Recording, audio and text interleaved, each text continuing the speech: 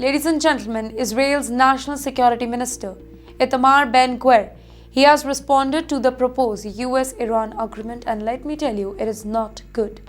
His message was blunt, it was direct and impossible to ignore. Israel is not obligated to follow any agreement that it believes threatens its own security. Can you think about what that really means? The US may be celebrating peace. Iran may be celebrating sanction relief. European leaders may be celebrating diplomacy, but Israel is definitely signaling something very different. It is signaling caution, suspicion, and perhaps even resistance. Well, Ben-Gvir argued that Israel is an independent nation, a sovereign state, not a subordinate of Washington here, and therefore any deal that does not guarantee Israel's safety is a deal Israel may refuse to honor. The statement, it has created shockwaves across diplomatic circles, because peace agreements only work when the key planners or the players, they support them. If one major actor refuses to cooperate, the entire framework, that becomes vulnerable. And Israel has reasons for concern here. For years, Israeli leaders, they have viewed Iran's regional influence as one of their biggest security threats. Many fear that lifting sanctions, it could strengthen Tehran economically and politically. Others worry that today's peace, it could become tomorrow's problem.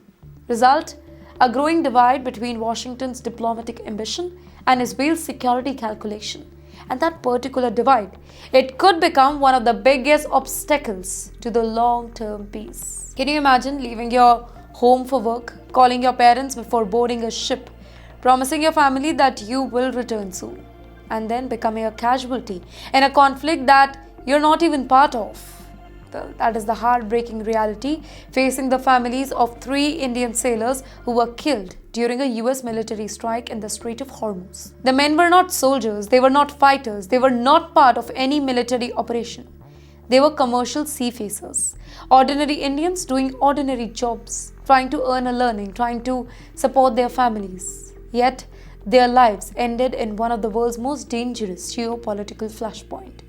And what has shocked many Indians, it is not only the attack itself, it is what happened afterwards, or rather, what did not happen afterwards. There was no apology, no public expression of regret, no acknowledgement that Indian lives had been lost.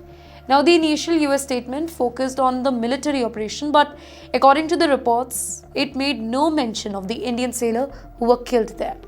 Ladies and gentlemen, that silence, it has sparked outrage across India. Political leaders are demanding answers. Families are demanding justice, and ordinary citizens, they are simply asking a question. If India is America's strategic partner, then why were Indian lives treated as an afterthought? Well, here, Indian government has already launched the strongest protest ever. In fact, our foreign minister, Mr. S. Jaishankar, he personally raised the matter with the US Secretary of State, Mr. Marco Rubio. The message from New Delhi, it was clear. Commercial shipping cannot become collateral damage. Indian citizens cannot become invisible victims of somebody else's war. And in the meantime, grieving families continue to wait. They want answers, they want accountability, and most importantly, they want their loved ones to be brought back home. One father asked a question that has touched millions of Indians, by the way. What happened in my son's final moments? Think about that. A father is not asking for politics. He's not asking for diplomacy. He's asking for the truth. And right now, that truth, it only remains painful just to reach.